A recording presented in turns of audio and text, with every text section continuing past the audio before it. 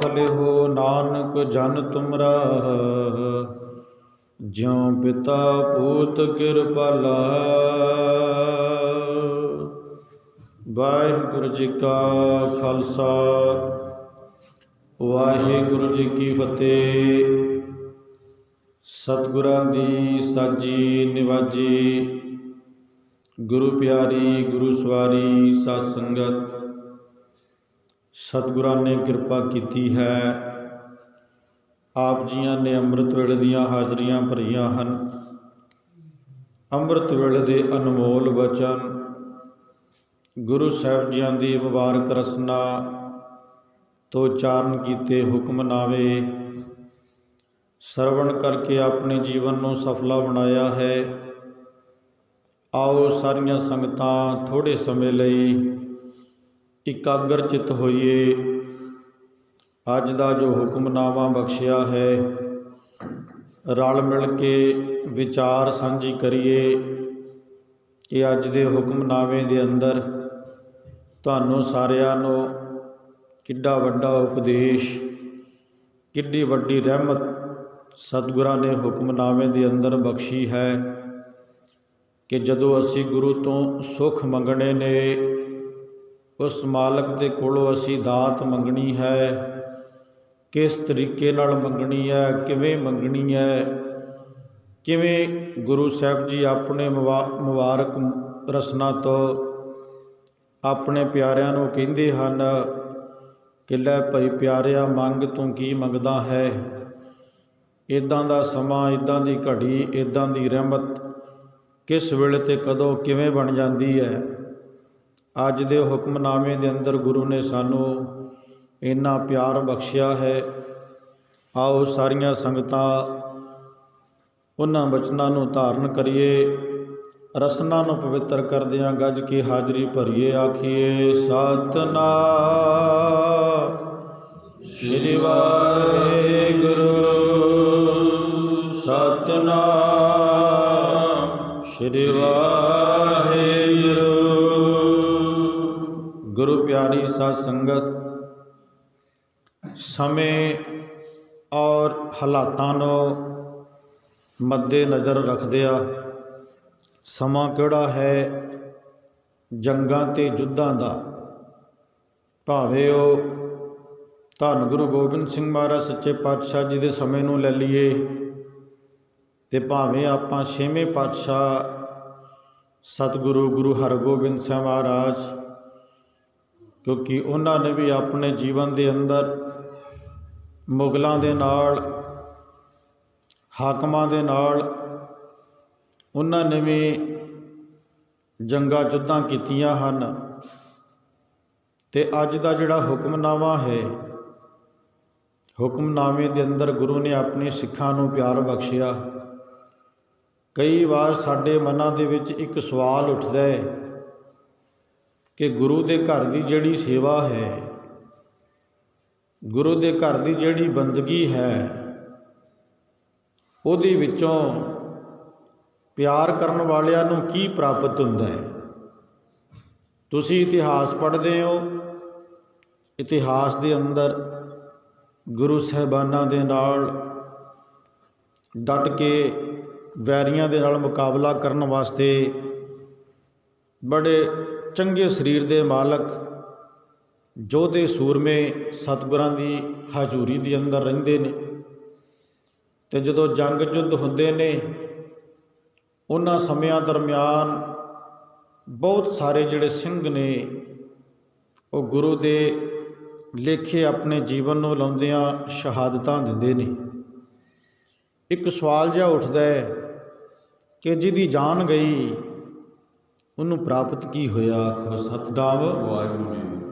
जिन्हें मैदाने जंग के अंदर शहादत दे दी है, उन्होंने मिलिया की है? जिहड़ी गुरु की सेवा है, गुरु की बंदगी है, उहदे विचों प्राप्ति की है? अज का हुक्मनामा है 608 अंग ते। धन गुरु अर्जन देव महाराज उन्होंने उन्हां समयां नूं ध्यान दे विच रखदिआं कि जिहड़े गुरु साहिबानां दे नाल अपने ਜੌਹਰ ਦਿਖਾਉਂਦਿਆਂ ਵੈਰੀਆਂ ਦੇ ਦੰਦ ਖੱਟੇ ਕਰਿਆ ਕਰਦੇ ਸਨ। ਉਹਨਾਂ ਸੂਰਮਿਆਂ ਨੂੰ ਗੁਰੂ ਨੇ ਬਖਸ਼ਿਆ ਕੀ ਹੈ। ਅਤੇ ਜਦੋਂ ਗੁਰੂ ਸਾਨੂੰ ਪ੍ਰੇਰਦੇ ਨੇ ਕਿ ਆਵੋ ਸਿੱਖ ਸਤਿਗੁਰੂ ਕੇ ਪਿਆਰਿਓ, ਆਓ ਮੇਰੇ ਧੀਆਂ ਪੁੱਤਰੋ ਗੁਰੂ ਦੀ ਸ਼ਰਣੀ ਲੱਗੋ। ਸਤਿਗੁਰੂ ਜੀ ਸਾਨੂੰ ਪਹਿਲਾਂ ਇਸ ਗੱਲ ਦਾ ਜਵਾਬ ਚਾਹੀਦਾ ਹੈ। ਅਸੀਂ ਅੰਮ੍ਰਿਤ ਵੇਲੇ ਉੱਠੀਏ ਵੀ, ਤੇਰੇ ਦਰ 'ਤੇ ਆਈਏ ਵੀ, ਆ ਕੇ ਬੈਠੀਏ ਵੀ, ਇਹਨਾਂ ਦੇ ਬਾਬਤ ਸਾਨੂੰ ਕੀ ਮਿਲੇਗਾ। ਆਖੋ ਸਤਿਨਾਮ ਵਾਹਿਗੁਰੂ। ਗੁਰੂ ਘਰ ਆ ਗਏ ਆ, ਅੰਮ੍ਰਿਤ ਵੇਲੇ ਉੱਠੇ, ਇਸ਼ਨਾਨ ਪਾਣੀ ਕੀਤਾ, ਧੰਨ ਗੁਰੂ ਗ੍ਰੰਥ ਸਾਹਿਬ ਮਹਾਰਾਜ ਦੇ ਘਰ ਦੀ ਹਾਜ਼ਰੀ ਭਰੀ। ਸਤਿਗੁਰੂ ਇਹ ਸਭ ਕੁਛ ਕਰਨ ਦੇ ਨਾਲ ਸਾਨੂੰ ਮਿਲੇਗਾ ਕੀ, ਕੁਛ ਨਾ ਕੁਛ ਪ੍ਰਾਪਤ ਹੋਵੇ। ਇਹ ਜਿਹੜਾ ਗੁਰੂ ਦਾ ਦਰ ਹੈ ਨਾ, ਇਹ ਬਰਕਤਾਂ ਵਾਲਾ ਹੈ। ਆਖੋ ਸਤਿਨਾਮ ਵਾਹਿਗੁਰੂ। ਗੁਰੂ ਦਾ ਘਰ ਹੈ ਜਿਹੜਾ, ਇਹ ਰਹਿਮਤਾਂ ਬਖਸ਼ਦਾ ਹੈ। ਜਿਨ੍ਹਾਂ ਨੂੰ ਮਿਲੀਆਂ ਨੇ ਉਹਨਾਂ ਦਾ ਜੀਵਨ ਪੜ੍ਹਦੇ ਹਾਂ ਆਪਾਂ। ਅਤੇ ਇੱਕ ਗੱਲ ਹੋਰ, ਜਦੋਂ ਕੋਈ ਵੀ ਪ੍ਰਚਾਰਕ ਸਿੰਘ ਕੋਈ ਵੀ ਹੈ, ਚਾਹੇ ਜਦੋਂ ਉਹ ਕੋਈ ਤੁਹਾਡੇ ਦਰਮਿਆਨ ਵਿਚਾਰ ਰੱਖਦਾ ਹੈ ਅਤੇ ਆਪਣੇ ਮਨ ਦੇ ਅੰਦਰ ਇੱਕ ਸਵਾਲ ਉੱਠਦਾ ਹੈ ਕਿ ਜਿਹੜੇ ਇਹ ਬੋਲਣ ਵਾਲੇ ਨੇ, ਪ੍ਰਚਾਰਕ ਨੇ, ਆਪਣੇ ਕੋਲੋਂ ਬਣਾ ਕੇ ਗੱਲਾਂ, ਕਹਾਣੀਆਂ, ਸਾਖੀਆਂ ਲੋਕਾਂ ਨੂੰ ਸੁਣਾਈ ਜਾਂਦੇ ਨੇ ਅਤੇ ਇਹਦਾ ਕੋਈ ਮਤਲਬ ਨਹੀਂ ਬਣਦਾ। ਪਰ ਸਾਧ ਸੰਗਤ ਆਖਦੇ ਨੇ, ਜਿਨ੍ਹਾਂ ਨੇ ਸਿੱਖਿਆ ਹੈ, ਜਿਨ੍ਹਾਂ ਨੇ ਪੜ੍ਹਿਆ ਹੈ, ਜਿਨ੍ਹਾਂ ਨੇ ਵਿਚਾਰਿਆ ਹੈ, ਉਹਨਾਂ ਦੀ ਇੱਕ ਡਿਊਟੀ ਲੱਗ ਜਾਂਦੀ ਹੈ ਕਿ ਤੁਸੀਂ ਪੜ੍ਹ ਲਿਆ, ਤੁਸੀਂ ਸੁਣ ਲਿਆ, ਤੁਸੀਂ ਸਿੱਖ ਲਿਆ, ਤੁਸੀਂ ਵਿਚਾਰ ਲਿਆ, ਹੁਣ ਅਗਾਂਹ ਤੋਂ ਅਗਾਂਹ ਇੱਕ ਦੀਵਾ ਬਲਣਾ ਚਾਹੀਦਾ ਹੈ। ਜੇ ਤੂੰ ਪੜ੍ਹ ਲਿਆ, ਇਹਦਾ ਮਤਲਬ ਇਹ ਨਹੀਂ ਕਿ ਤੂੰ ਆਪਣੇ ਕੋਲ ਹੀ ਰੱਖ ਲਏ, ਉਹਦਾ ਕੋਈ ਫਾਇਦਾ ਨਹੀਂ ਹੈ। ਯਤਨ ਕਰੀ ਤੂੰ ਕਿਸੇ ਹੋਰ ਨੂੰ ਸੁਣਾਈ, ਹੋ ਸਕਦਾ ਉਹਦਾ ਮਨ ਬਣ ਜੇ, ਦੀਵਾ ਜਗ ਪਵੇ। ਫਿਰ ਉਦੋਂ ਅੱਗੇ ਉਹਦੀ ਡਿਊਟੀ ਹੈ ਕਿ ਤੂੰ ਤੀਜੇ ਨੂੰ ਸੁਣਾਈ, ਤੀਜੇ ਦਾ ਜੀਵਨ ਬਣ ਜੇ, ਗੁਰੂ ਦੇ ਚਰਨਾਂ ਨਾਲ ਜੁੜ ਜਾਏ। ਇੱਦਾਂ ਗਾਂਹ ਤੋਂ ਗਾਂਹ ਦੀਵਾ ਬਲਦਾ ਰਹਿਣਾ ਚਾਹੀਦਾ। ਆਖੋ ਸਤਿਨਾਮ, ਕਿ ਜੀਵਨ ਬਣਦਾ ਚਲਿਆ ਜਾਵੇ। ਇੱਕ ਟਾਈਮ ਐਸਾ ਆਵੇ ਕਿ ਗਿਆਨ ਦਾ ਪ੍ਰਕਾਸ਼ ਹੋ ਜੇ, ਅਗਿਆਨਤਾ ਦਾ ਹਨੇਰਾ ਦੂਰ ਹੋ ਜੇ, ਸਾਡੇ ਜੀਵਨ ਦੇ ਅੰਦਰ ਚੰਗਿਆਈਆਂ ਆ ਜਾਣ। ਅੱਜ ਦੇ ਹੁਕਮਨਾਮੇ ਦੇ ਅੰਦਰ ਬਚਨ ਹੈ, ਸੋਰਠ ਮਹੱਲਾ ਪੰਜਵਾਂ, ਘਰ ਪਹਿਲਾ, ਤੀ ਤੁਕੇ ਇੱਕ ਓੰਕਾਰ ਸਤਿਗੁਰ ਪ੍ਰਸਾਦ। ਇਹ 2 ਤੁਕੇ, 3 ਤੁਕੇ, 4 ਤੁਕੇ ਚੌਪਦੇ ਗੁਰਬਾਣੀ ਦੇ ਅੰਦਰ ਪੜ੍ਹਨ ਵਾਲੇ ਪੜ੍ਹਦੇ ਹੋ। ਇਹਦਾ ਅਰਥ ਇਹ ਹੁੰਦਾ ਕਿ ਜਿਵੇਂ ਹੁਣ ਆਪਾਂ ਪੜ੍ਹਿਆ 3 ਤੁਕੇ, ਇਹ ਜਿਹੜਾ ਹੁਕਮਨਾਮਾ ਆਪਾਂ ਪੜ੍ਹਨ ਜਾ ਰਹੇ ਹਾਂ ਨਾ, ਇਹਦੀਆਂ 3 ਪੰਕਤੀਆਂ ਗੁਰੂ ਨੇ ਉਚਾਰਨ ਕੀਤੀਆਂ ਨੇ। ਤੇ ਤੁਕੇ ਦਾ ਭਾਵ ਹੁੰਦਾ ਹੈ ਕਿ ਇੱਕ ਪੰਕਤੀ ਆਰੰਭ ਹੋਏਗੀ, ਇਹਦੀਆਂ 3 ਹਿੱਸੇ ਹੋਣਗੇ, 3 ਸਵਾਲ ਹੋਣਗੇ।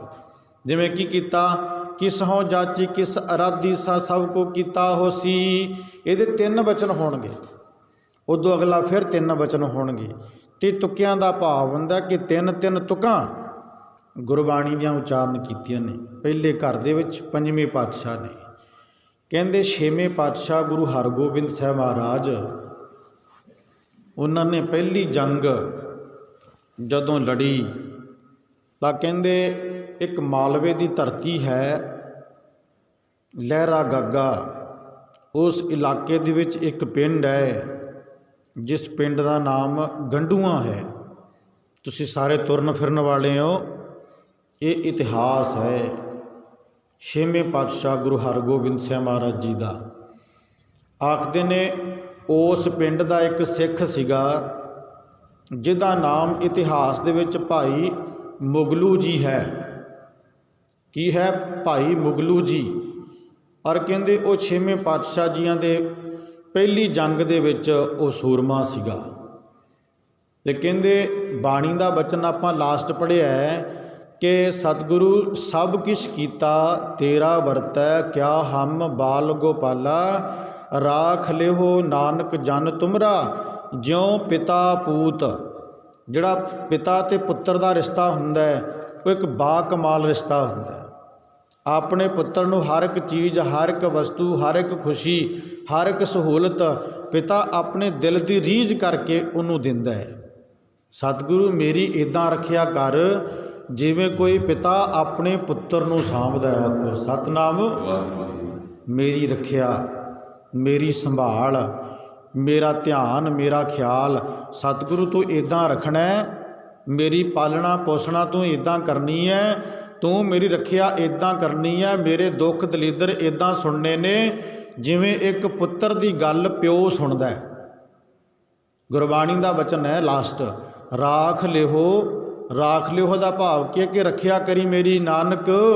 बाबा जी की बाणी कहती है, जन तुमरा मैं तेरा हो गया, और कहते मेरी इदां रखिया कर ज्यों पिता पूत किरपाला।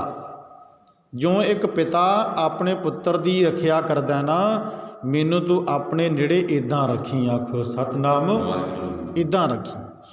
आखदे ने भाई मुगलू जी जंग दे विच अपने जोहर विखाउंदियां जख्मी हो गया, जख्मी हो गया। और कहते छेवें पातशाह गुरु हरगोबिंद साहब महाराज वो अपने सिंघां की संभाल करदियां वेखदियां भी किहड़ा किहड़ा सिंह है जिहड़ा जंग युद्ध करदा होया जख्मी हो गया है। तो कहते चलदियां चलदियां गुरु हरगोबिंद साहब महाराज अपने इस भाई मुगलू जी के कोल पहुँच गए ने। वेख्या की है कि बड़े जख्म ने, जंग करदियां करदियां बड़े जख्म हो गए ने। और कहते मूँह के उपर खून दे नाल लथ पथ ने, और कहते अजे साह चलता है। आखो सतनाम, अजे साह चल रहा है। तो कहते भाई मुगलू जी नूं ना गुरु साहब जी ने चौंकड़ा मार के भाई मुगलू जी का सिर अपनी गोदी दे विच इदां रख लिया जिवें एक माँ अपने बच्चे नूं गोद विच बिठाउंदी है। आखो सतनाम, ये इतिहास है। तो कहते भाई जदों भाई मुगलू जी जख्मी ने, शुद्ध बुद्ध नहीं है, बेहोश ने, तो कहते धन गुरु हरगोबिंद साहब महाराज उन्होंने अपने कमर कस्सा जिहड़ा लक नूं बन्निया होया है, उस कमर कस्से दे एक पासियों लैके अपने पहला सिख दे अपने प्यारे दे चेहरे नूं साफ किया, क्योंकि वो खून दे नाल लथपथ सन, मैदाने जंग विच सन।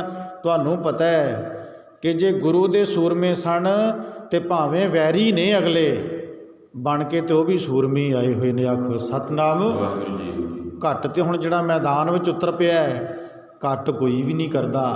कहंदे वो भी वैरी ने भावें, पर है तो भी सूरमे ने। सूरमे दे नाल सूरमा भिड़दा है। कहंदे फिर जख्मी तो दोवें ही हुंदे ने ना। आखो सतनाम, उधरों वो जोर विखाउंदा, उधरों वो जोर विखाउंदा है। कहंदे आखिरकार ते शरीर ने, फिर कहंदे शरीर लड़दियां लड़दियां फिर डिगदा तो है ही है ना। कहंदे भाई मुगलू जी जख्मी ने, होश नहीं है पर साह चल रहा। कहंदे सतगुरां ने अपने पट्टां दे उत्ते अपने सिख दा सिर रख के अपने पल्लू दे नाल कमर कस्से दे एक हिस्से नाल पहलां उहदा चेहरा साफ किया, फिर प्यार नाल आवाज़ मारी, आखिया भाई मुगलू जी तुसी ठीक हो। आखो सतनाम, तुसी ठीक हो। तो कहते जो मेहर भरी आवाज़ भाई मुगलू जी के कन्नां विच पई, भावें शरीर दे विच जान प्राण घट ने, शरीर हारिया होया जंग कर करके, पर फिर भी कहते बरकत वाली आवाज़ कन्नां च पई, अखां खुल गईयां। सामने की वेख्या कि धन गुरु हरगोबिंद साहब महाराज सतगुरु सच्चे पातशाह जियां दा चेहरा, रूहानी चेहरा वेख्या। तो कहते शरीर दे विच हरकत आ गई है, ताकत मुड़ के वापस आई है। गुरु दे बचन सुने ने। आखिया भाई मुगलू जी की मंगते हो, मंगो, तुहाडी जिहड़ी सेवा है, तुहाडी जिहड़ी भावना है परमेश्वर के घर विच भा गई है। आखो सतनाम, मंगो की मंगते हो। तो कहते जिहड़े साडे वर्गे ने ना संसारी लोग, उन्हां दीयां मंगां संसारी ने।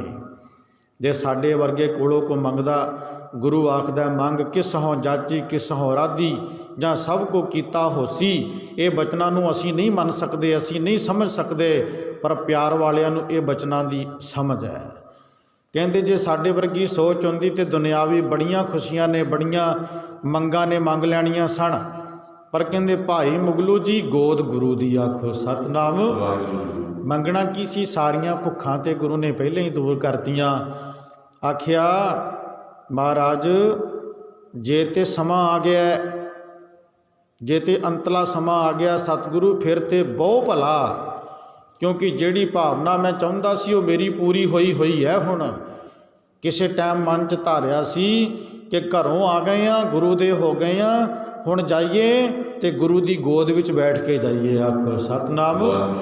ਕਿਉਂਕਿ ਸੰਸਾਰ ਦੇ ਵਿੱਚ ਰਹਿਣਾ ਕਿਸੇ ਨੇ ਵੀ ਨਹੀਂ। ਅੱਜ ਅੰਤ, ਕੱਲ ਅੰਤ, ਪਰਸੋਂ ਅੰਤ। ਕਹਿੰਦੇ ਆਖਰਕਾਰ ਇਹ ਸਰੀਰ ਨੇ ਵੀ ਨਾਸ ਹੋਣਾ, ਜੀਵਨ ਲੀਲਾ ਵੀ ਖਤਮ ਹੋਣੀ, ਆਖਰਕਾਰ ਅੰਤਲਾ ਸਮਾਂ ਆਉਣਾ।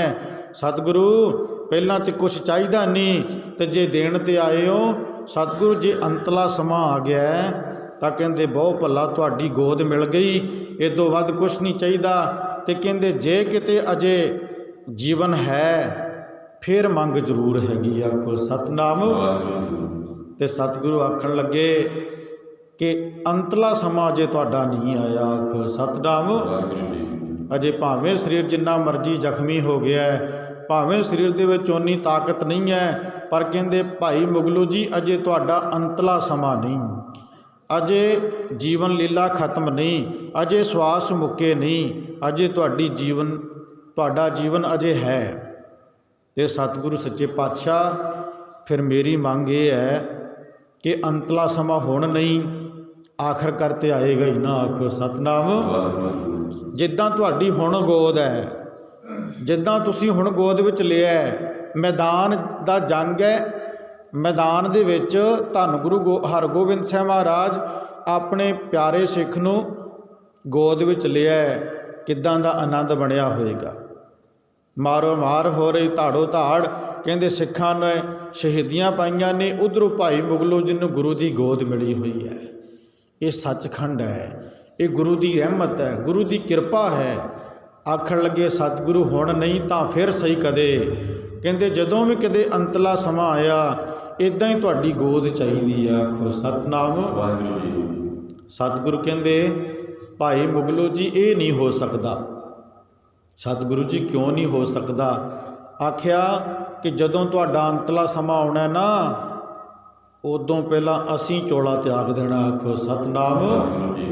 ਸਤਿਗੁਰੂ ਗੁਰੂ ਹਰਗੋਬਿੰਦ ਸਾਹਿਬ ਮਹਾਰਾਜ ਜੀ ਕਹਿੰਦੇ ਭਾਈ ਮੁਗਲੂ ਜੀ ਜਿਹੜੀ ਤੁਸੀਂ ਮੰਗ ਰਹੇ ਹੋ ਨਾ, ਉਹ ਮੰਗ ਦੇਣ ਵਾਸਤੇ ਸਾਡਾ ਹੋਣਾ ਜ਼ਰੂਰੀ ਹੈ, ਪਰ ਅਸੀਂ ਉਦੋਂ ਪਹਿਲਾਂ ਆਪਣਾ ਇਹ ਸਰੀਰ ਰੂਪੀ ਚੋਲਾ ਤਿਆਗ ਦੇਣਾ। ਆਖੋ ਸਤਿਨਾਮ। ਤੇ ਕਹਿੰਦੇ ਫਿਰ ਜਿਹੜੇ ਪਿਆਰ ਵਾਲੇ ਹੁੰਦੇ ਨੇ ਨਾ, ਉਹ ਪਰਮੇਸ਼ਰ ਰੂਪ ਹੁੰਦੇ ਨੇ। ਉਹਨਾਂ ਦੀ ਵਿਚਾਰ ਧਾਰਾ ਜਿਹੜੀ ਹੈ ਨਾ, ਉਹ ਗੁਰੂ ਦੇ ਨਾਲ ਇੱਦਾਂ ਚੱਲਦੀ ਹੈ ਜਿਵੇਂ ਕੋਈ ਸਾਹਮਣੇ ਪੁੱਤਰ ਬੈਠਾ ਹੈ, ਉਦੋਂ ਅੱਗੇ ਪਿਓ ਬੈਠਾ ਹੈ, ਪਿਓ ਪੁੱਤਰ ਆਪਣੇ ਵਿੱਚ ਬੜੀਆਂ ਗੱਲਾਂ ਕਰ ਲੈਂਦੇ ਨੇ। ਆਖੋ ਸਤਿਨਾਮ। ਤੇ ਕਹਿੰਦੇ ਸਤਿਗੁਰੂ ਜੇ ਤੁਸੀਂ ਸਰੀਰ ਕਰਕੇ ਨਹੀਂ ਹੋਵੋਗੇ, ਇਹ ਜਿਹੜੀ ਜੋਤ ਹੈ ਬਾਬਾ ਨਾਨਕ ਜੀ ਦੀ ਜੋਤ ਤੇ ਕਿਸੇ ਸਰੀਰ 'ਚ ਹੋਏਗੀ ਨਾ। ਆਖੋ ਸਤਿਨਾਮ। ਕਿਸੇ ਸਰੀਰ ਵਿੱਚ ਜੋਤ ਤੇ ਹੋਏਗੀ। ਜੇ ਤੁਸੀਂ ਸਰੀਰ ਕਰਕੇ ਨਹੀਂ ਵੀ ਹੋਵੋਗੇ, ਪਰ ਮੈਨੂੰ ਗੋਦ ਤੁਹਾਡੀ ਚਾਹੀਦੀ ਹੈ। ਬਾਬਾ ਨਾਨਕ ਜੀ ਦੀ ਜੋਤ ਹੋਵੇ, ਗੋਦ ਹੋਵੇ, ਤੇ ਉੱਥੇ ਮੇਰਾ ਇਹ ਸਮਾਂ ਮੇਰਾ ਆਵੇ। ਤੇ ਕਹਿੰਦੇ ਫਿਰ ਸਤਿਗੁਰੂ ਗੁਰੂ ਹਰਗੋਬਿੰਦ ਸਾਹਿਬ ਮਹਾਰਾਜ ਜੀ ਨੇ ਆਪਣੇ ਪਿਆਰੇ ਸਿੱਖ ਨਾਲ ਇੱਕ ਵਾਅਦਾ ਕੀਤਾ। ਆਖਿਆ ਜੇ ਤੇਰੀ ਇਹੀ ਮੰਗ ਹੈ ਤਾਂ ਕਹਿੰਦੇ ਭਾਵੇਂ ਸਰੀਰ ਜਿਹੜਾ ਮਰਜ਼ੀ ਹੋਵੇ, ਜੋਤ ਚੋਲਾ ਬਦਲਾਂਗੇ, ਸਰੀਰ ਕਹਿੰਦੇ ਹੋਏਗਾ, ਔਰ ਕਹਿੰਦੇ ਜੋਤ ਬਾਬੇ ਨਾਨਕ ਦੀ ਹੋਏਗੀ। ਤੁਸੀਂ ਜਿੱਥੇ ਵੀ ਹੋਵੋਗੇ, ਜਦੋਂ ਤੁਹਾਡਾ ਅੰਤਲਾ ਸਮਾਂ ਆਇਆ ਅਸੀਂ ਤੁਹਾਡੇ ਕੋਲ ਜ਼ਰੂਰ ਪਹੁੰਚਾਂਗੇ। ਆਖੋ ਸਤਿਨਾਮ। ਇਹ ਨਾ ਪਿੰਡ ਹੈ ਜਿਹੜਾ ਮਾਲਵੇ ਦੀ ਧਰਤੀ ਹੈ, ਲਹਿਰੇ ਗਾਗੇ ਦੇ ਕੋਲ ਗੰਡੂਆਂ ਪਿੰਡ ਹੈ। ਉੱਥੇ ਇਹ ਪ੍ਰਚਾਰਕ ਨੇ ਆਪ ਜਾ ਕੇ ਉਸ ਨਗਰ ਦੇ ਵਿੱਚ ਪਹੁੰਚ ਕੇ ਉੱਥੋਂ ਦੇ ਜਿਹੜੇ ਰਹਿਣ ਵਾਲੇ ਵਸੀਬੇ ਨੇ, ਨਿਵਾਸੀ ਨੇ, ਉਹਨਾਂ ਨਾਲ ਸਾਰੀ ਗੱਲਬਾਤ ਸਾਂਝੀ ਕੀਤੀ। ਉਸ ਨਗਰ ਦੇ ਵਿੱਚ 9ਵੇਂ ਪਾਤਸ਼ਾਹ ਧੰਨ ਗੁਰੂ ਗੋਬਿੰਦ ਸਿੰਘ ਮਹਾਰਾਜ ਜੀ ਦੇ 2 ਗੁਰੂ ਘਰ ਬਣੇ ਹੋਏ ਨੇ। ਆਖੋ ਸਤਿਨਾਮ। 2 ਅਸਥਾਨ ਨੇ। ਤੇ ਕਹਿੰਦੇ ਫਿਰ ਸਮਾਂ ਆਇਆ ਤੇ ਕਹਿੰਦੇ ਇਹ ਜਿਹੜਾ ਭਾਈ ਮੁਗਲੂ ਜੀ ਹੈ ਨਾ, ਸਰੀਰ ਸਿਆਣਾ ਹੋ ਗਿਆ। ਕਹਿੰਦੇ ਸ਼ਾਮ ਨੂੰ ਦੱਸ ਦਿੱਤਾ ਕਿ ਅਸੀਂ ਕੱਲ੍ਹ ਨੂੰ ਆਪਣਾ ਸਰੀਰ ਛੱਡਣਾ। ਆਖੋ ਸਤਿਨਾਮ। ਸਵੇਰੇ ਤੜਕੇ ਅੰਮ੍ਰਿਤ ਵੇਲੇ ਅਸੀਂ ਆਪਣੇ ਸਰੀਰ ਨੂੰ ਤਿਆਗਣਾ, ਅਸੀਂ ਜਾਣਾ ਹੁਣ। ਤਾਂ ਕਹਿੰਦੇ ਜਿਹੜੇ ਉੱਥੋਂ ਦੇ ਨਗਰ ਦੇ ਨਿਵਾਸੀ ਸਨ ਨਾ, ਉਹ ਕਹਿੰਦੇ ਸਿਆਣਾ ਹੋ ਗਿਆ, ਸਿਆਣਾ ਹੋ ਗਿਆ, ਬਜ਼ੁਰਗੀ ਹੋ ਗਈ ਹੈ, ਇਸ ਕਰਕੇ ਜੋ ਮਨ ਚਾਹੁੰਦਾ ਬੋਲੀ ਜਾਂਦਾ। ਆਖੋ ਸਤਨਾਮ।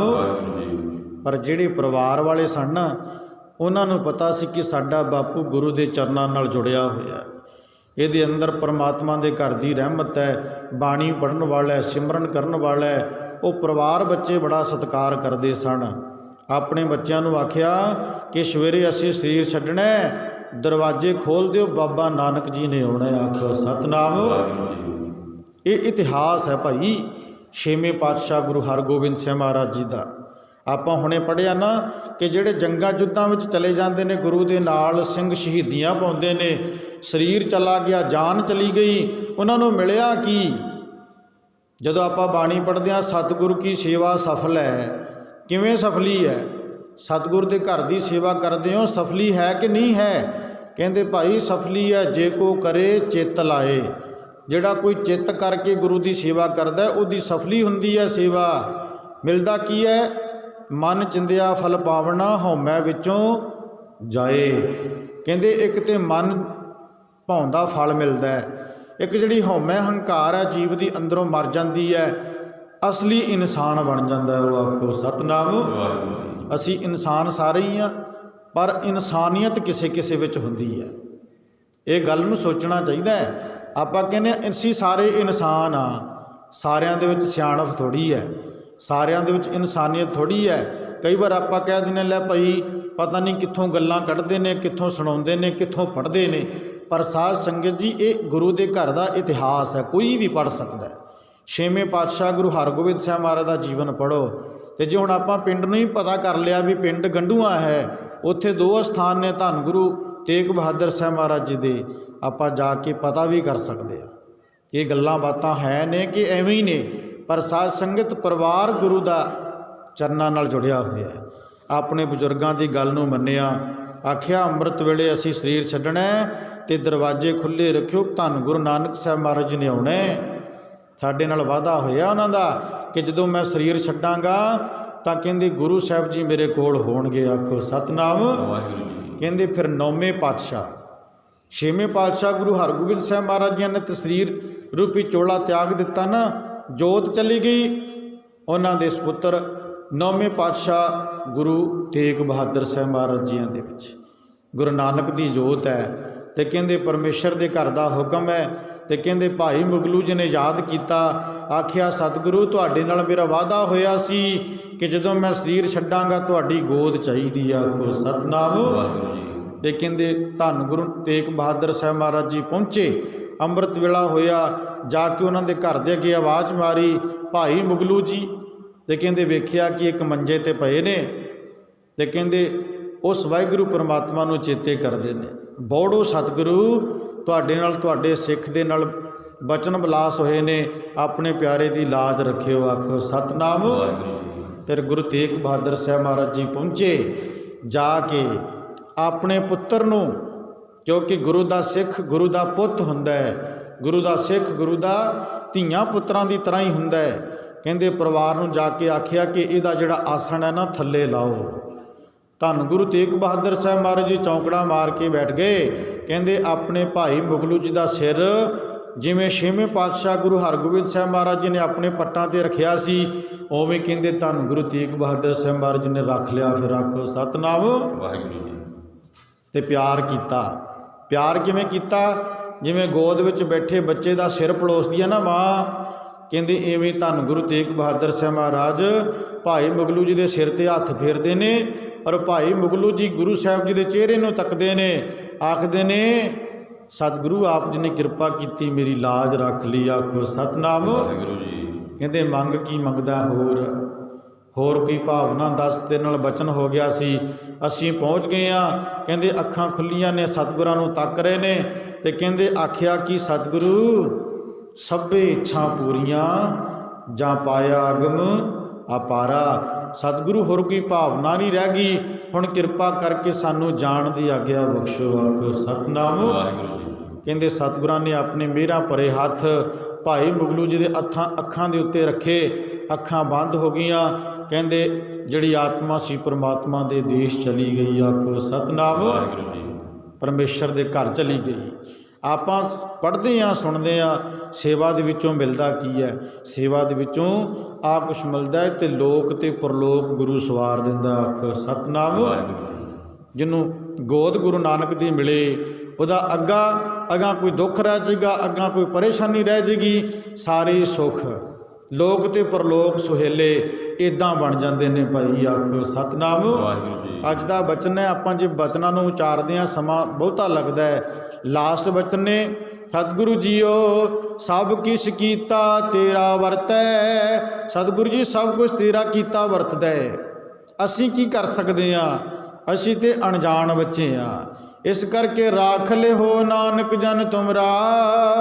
ਸੱਚੇ ਪਾਤਸ਼ਾਹ ਮੈਂ ਤੇਰਾ ਤੂੰ ਮੇਰਾ ਹੋ ਜਾ, ਮੇਰੀ ਇੱਦਾਂ ਰੱਖਿਆ ਕਰ ਜਿਵੇਂ ਇੱਕ ਪਿਤਾ ਆਪਣੇ ਪੁੱਤਰ ਦੀ ਦੇਖਭਾਲ ਕਰਦਾ ਹੈ। ਇੱਕ ਗੱਲ ਹੋਰ ਕਹਿੰਦੇ, ਜਿਹੜੀਆਂ ਮਾਤਾਵਾਂ ਨੇ ਆਪਣੇ ਬੱਚੇ ਨੂੰ 9 ਮਹੀਨੇ ਕੁੱਖ ਦੇ ਵਿੱਚ ਰੱਖਦੀਆਂ ਨੇ, ਵੱਡੀ ਤਪੱਸਿਆ ਹੈ।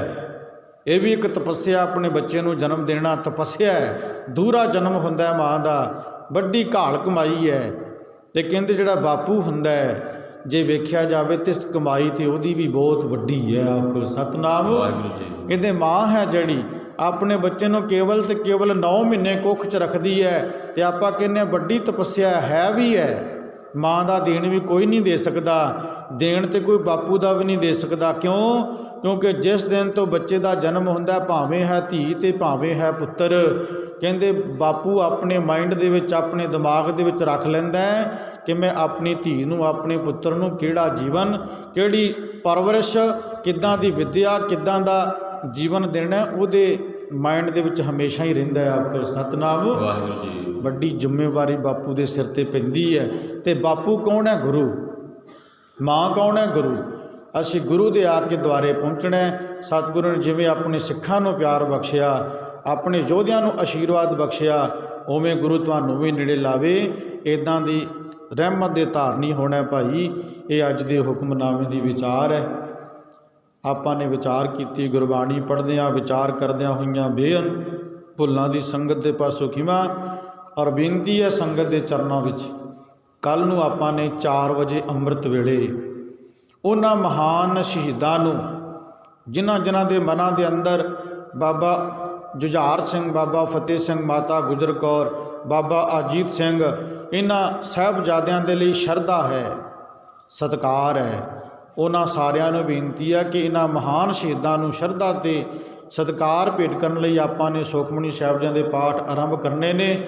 ਸਾਰੀਆਂ ਮੇਰੀਆਂ ਭੈਣਾਂ, ਸਾਰੀਆਂ ਮਾਵਾਂ, ਸਾਰੇ ਵੀਰ ਬਜ਼ੁਰਗ ਭਾਈ ਕੱਲ੍ਹ ਨੂੰ ਸਵੇਰੇ 4 ਵਜੇ ਗੁਰਦੁਆਰਾ ਸਾਹਿਬ ਸੁਖਮਨੀ ਸਾਹਿਬ ਜੀ ਦੀ ਬਾਣੀ ਦੇ ਵਿੱਚ ਆਪਣੀ ਹਾਜ਼ਰੀ ਰੱਖਿਓ। ਔਰ ਆਪਾਂ ਨੇ ਇਹ 5-6 ਦਿਨ 25 ਤਰੀਕ ਤੱਕ ਇਹ ਸੇਵਾ ਚੱਲੇਗੀ। ਸੋ ਚਾਹ ਦੇ ਲੰਗਰ ਵੀ ਚੱਲਣਗੇ। ਜਿਨ੍ਹਾਂ ਨੂੰ ਗੁਰੂ ਨੇ ਦੁੱਧ ਦੀਆਂ ਦਾਤਾਂ ਬਖਸ਼ੀਆਂ ਨੇ, ਉਹ ਭਾਈ ਸਵੇਰੇ ਕਿਣਕਾ ਚਾਹ ਦੇ ਲੰਗਰ ਵਾਸਤੇ ਦੁੱਧ ਦੀ ਸੇਵਾ ਵੀ ਲੈ ਕੇ ਆਇਓ, ਤਾਂ ਕਿ ਇਹ ਚਾਹ ਦੇ ਲੰਗਰ ਵੀ ਸੰਗਤ ਦੀ ਕਿਰਪਾ ਨਾਲ ਚੱਲਦੇ ਰਹਿਣ। ਇੰਨੀ ਕੁ ਸੇਵਾ ਪ੍ਰਵਾਨ। ਵਾਹਿਗੁਰੂ ਜੀ ਕਾ ਖਾਲਸਾ, ਵਾਹਿਗੁਰੂ ਜੀ ਕੀ ਫਤਿਹ।